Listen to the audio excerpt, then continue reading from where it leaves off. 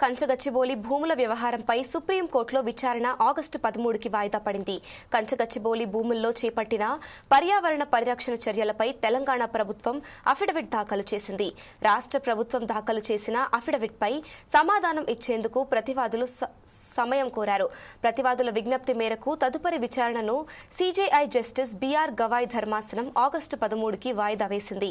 Supreme court ఆదేశాల ప్రకారం అన్ని చర్యలు తీసుకుంటున్నట్టు తెలంగాణ ప్రభుత్వం అఫిడవిట్లో పేర్కొంది.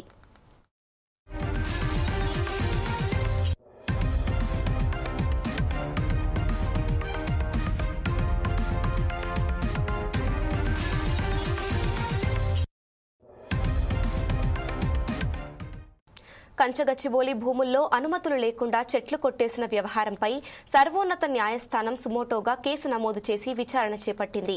గత విచారణ సందర్భంగా స్టేటస్ రిపోర్ట్ దాఖలు చేయాలని జస్టిస్ బీఆర్ గవాయ్ నేతృత్వంలోని ధర్మాసనం ఆదేశించింది. దీంతో కోర్టు ఆదేశాలతో తీసుకున్న చర్యలను అఫిడవిట్ రూపంలో రాష్ట్ర ప్రభుత్వం స్టేటస్ రిపోర్ట్ దాఖలు చేసింది.